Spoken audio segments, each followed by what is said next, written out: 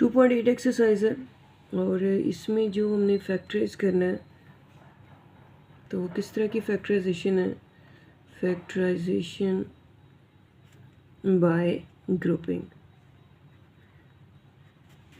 इसमें हमें 4 टर्म्स दी हुई हैं, जैसे ax minus B Y plus B X minus A Y पहला क्वेश्चन है।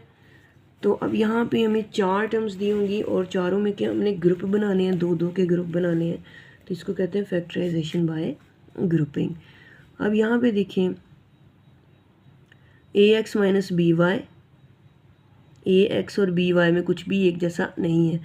आगे B X minus A Y, तो या तो हम ए वाई और ए एक्स यानी ए वाले को कॉमन कर लें, मिला दें, ग्रुप बना लें, या फिर हम x और x को ग्रुप बना लें। यानी या तो हम a और a देख लें कि 2 टर्म्स में से एक नंबर सेम आ रहा है, उसका ग्रुप बना लेते हैं, या फिर हम x वालों को देख लेते हैं कि ax और bx है। तो जिस भी तरह करेंगे आपका आंसर सेम आएगा। तो हम क्या करते हैं, यहाँ से ax प्लस bx कर लेते हैं, फिर यहाँ पे माइनस ay, ए को मैंने पहले इसलिए लिखा क्योंकि यहाँ पे पहले ए लिखा हुआ है, तो हमारा जो ग्रुप आएगा उसमें भी पहले ए आएगा, माइनस बी वाई। अब इसमें से इन दोनों में से हमने ए निकाल देना, एक्स निकालना, दोनों में से एक्स कॉमन आ रहा है, एक्स निकाला तो यहाँ ए बच गया, यहाँ से भी एक्स बाहर है तो यहाँ बी बच गया। अब इनमें से क्या चीज़ एक जैसी आ रही है, वाई, यहाँ पे आ गया ए। अब ये माइनस माइनस प्लस, बाहर वाला साइन चेंज कर देता माइनस का अंदर, तो यहाँ वाई बाहर है तो यहाँ पे पी आ गया। अब ये बन गए हैं, हमने पहले ग्रुप बना दिए, उसके बाद हमने देखा अब इन 2 टर्म्स में से कॉमन कौन सी आ रही है, ए प्लस बी दोनों में कॉमन आ रहा है, यहाँ से ए प्लस बी बाहर आ गया तो एक्स बच गया, माइनस यहाँ से ए प्लस बी बाहर है तो Y. So this is the answer. Second question, 2ab. Second question है 2ab minus 6bc minus a plus 3c। अब हमने यहाँ पे देखना है कि इनके कैसे ग्रुप बनाने हैं। अब देखिए यहाँ पे c कॉमन आ रहा है, इसमें भी, तो या तो हम c वालों को इकट्ठा कर लें या हम a वालों को, इधर से यहाँ a और ए आ रहा है तो हमने ए वालों को इकट्ठा कर लेते हैं। तो यहाँ से हम करते हैं 2ab माइनस ए, उसके बाद b वाला पहले आ रहा है ना, यहाँ पे a कॉमन आ जाएगा तो b पहले आ रहा है, तो माइनस 6bc प्लस 3c। और ये सारा जो क्वेश्चन है हमें प्रैक्टिस से पता चलता है। हमने पहले चेक करना है कि इनके ग्रुप कैसे बनेंगे, इनमें से कॉमन 2 के हमने ग्रुप बना लिए और उनमें से हमने देखना है ग्रुप कैसे बनाने कि उसमें से कॉमन एक चीज़ आ रही हो। तो अब यहाँ पे मुझे लगा कि यहाँ ए बी है और यहाँ पे ए है अकेला, तो इन दोनों में से ए कॉमन आ सकता है। यहाँ पे बी सी और यहाँ पे सी अकेला है तो सी दोनों में से कॉमन आ सकता है, तो मैंने इनके ग्रुप बना लिए। अब यहाँ से 6bc को मैंने पहले इसलिए लिखा क्योंकि को अगर देखें यहाँ आसानी के लिए कि यहाँ ए बी और ए है, तो फिर यहाँ पे भी हमें बी वाला, उसमें बी भी पहले वाला आना चाहिए, बी सी और सी है, तो मैंने उस तरह से ग्रुप बना लिए। ये ज़रा गौर से चेक कर लेना है, वरना उसके बाद भी अगर करेंगे तो फिर थोड़ा लंबा हो जाएगा क्वेश्चन। आंसर तो ठीक आएगा लेकिन थोड़ा लंबा हो जाएगा। अगर हम 3c को पहले लिख देते तो फिर भी इसको सॉल्व कर लेते, लेकिन उसका थोड़ा क्वेश्चन लंबा हो जाता। तो ये पहले से जब ग्रुप बनाने हैं तो तब भी ये चेक कर लेना है। अब इनमें से क्या चीज़ कॉमन आ रही है, ए, यहाँ से बच गया 2b माइनस यहाँ से ए हमने बाहर निकालती तो 1 आ गया, यहाँ पे कुछ नहीं बचेगा तो 1 लिखेंगे।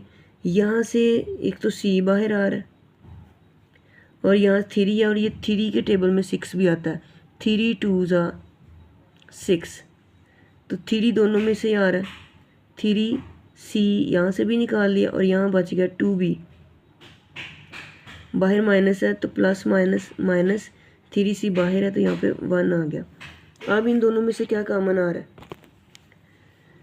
अब यहाँ से क्या चीज़ कॉमन आ रही है, ये दो टर्म्स बन गई हैं, यहाँ से आ रहा है 2b-1 कॉमन आ रहा है और इसका जो अंदर बच गया है a, यहाँ से 2b-1 लिख दिया, a आ गया, यहाँ से भी 2b-1 बाहर लिख दिया, -3c बच गया। सो दिस इज़ दी आंसर। अगर कहीं आंसर में इस तरह लिखा हो कि ये पहले है तो ये बाद में, तो इससे कोई फ़र्क नहीं पड़ता, दोनों ही मल्टीप्लाई हो रहे हैं। यानी अगर ऐसे लिखा जाए 2 × 3 या 3 × 2, या आप इसको कह लें कि 2 ऐसे ब्रैकेट में लिख दें और ऐसे ब्रैकेट में लिख दें, तो तब इन दोनों के आंसर क्या आते हैं, 6 ही आते हैं। तो इसलिए इनको इस तरह लिखने से कोई फ़र्क नहीं पड़ता। इसीलिए 2b-1 पहले लिखें या a-3c बाद में या a-3c पहले, तो इससे कोई फ़र्क नहीं पड़ता। ये दोनों टर्म्स होनी चाहिए, बेशक पहले और बाद में इस तरह लिखी हूँ तो आंसर फिर भी ठीक होता है।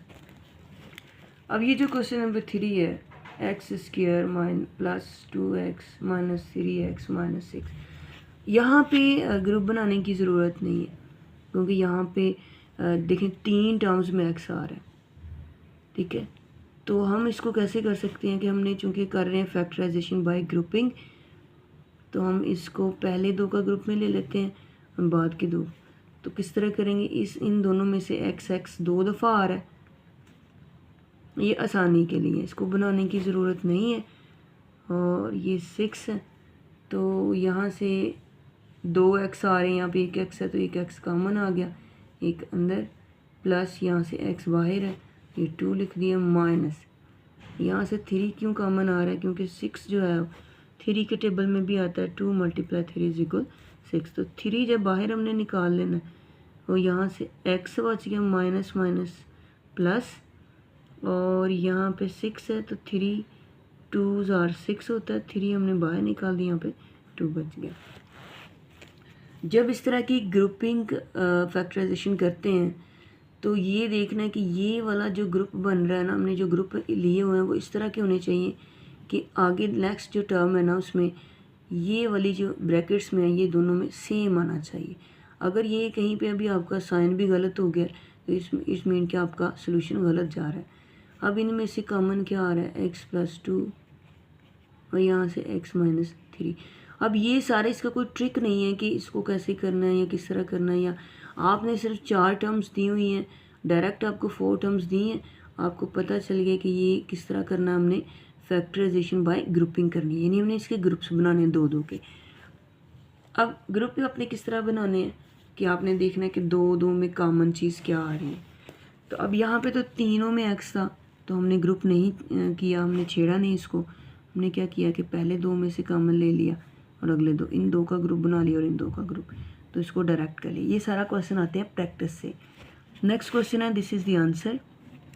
अब यहाँ पे क्वेश्चन है x² + 5x - 2x - 10, तो ये भी सेम वैसे ही है और ये आपने खुद करना है, डू इटसेल्फ करके ये चेक करना है कि क्या इसका आंसर सेम आ रहा है या नहीं आ रहा, ठीक है। ये भी आपने बिल्कुल वैसे करनी, इसके ग्रुप बनाने की ज़रूरत नहीं है, ये ऑलरेडी आपने पहले जैसे दिया हुआ उसी हिसाब से आपने पहले 2 का ग्रुप बना लेना और अगले 2 का ग्रुप बना लेना। उसी तरह आपका क्वेश्चन नंबर 5 है, x² - 7x + 2x - 14, ये क्वेश्चन में बिल्कुल वैसे ही है, ये भी आपने खुद करना है। उसके बाद 6 वाला भी क्वेश्चन आपने खुद करना है। तो इस तरह से आपके 3, 4, 5, 6 और 7, 8 और 9 और 10, ये जो 10 क्वेश्चन है यहाँ से लेके ये बिल्कुल इसी तरह से करने हैं, एक ही तरीके से। इनके ग्रुप ऑलरेडी बने हुए हैं, आपने इनको लेना है और डायरेक्ट ही उसमें से कॉमन निकालना है, 2-2 के ग्रुप्स में से कॉमन निकालते जाने।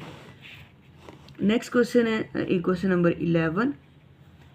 यहाँ से आपने करके चेक करना है और उन्हें बताना, अगर कोई क्वेश्चन नहीं होगा तो फिर आपने कमेंट में बताना है और उसको हम दोबारा से कर देंगे। जैसे क्वेश्चन नंबर 9 है, ये थोड़ी सी मैं हेल्प कर दूँ क्वेश्चन नंबर 9 को करके।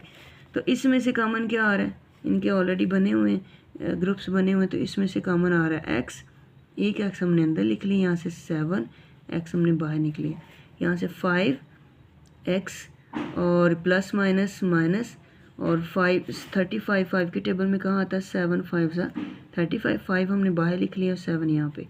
अब ये देखें x माइनस 7 और ये x minus 5, this is the answer. तो इस तरह से आप सारे क्वेश्चन कहाँ से लेके 3 क्वेश्चन से लेके 10 क्वेश्चन तक आप सब सेम क्वेश्चन आपने खुद करने हैं। क्वेश्चन नंबर 11 है, ये भी बहुत ईजी है। x minus Y a into X minus Y minus B in bracket x minus Y. अब ये देखें ये भी ऑलरेडी बना हुआ है, ग्रुप बने हुए हैं, x माइनस वाई दोनों में से कॉमन आ रहा है, आपने दोनों में से कॉमन निकालना है x माइनस वाई और यहाँ बचेगा a और यहाँ बचेगा माइनस b। तो ये बहुत ही इजी सवाल है। इसके बाद आपने क्वेश्चन नंबर 12 है, उसको भी आपने ऐसे ही करना है, वो भी बिल्कुल आसान है। उसके बाद क्वेश्चन नंबर 13 और 14 है, तो वो हम कर लें।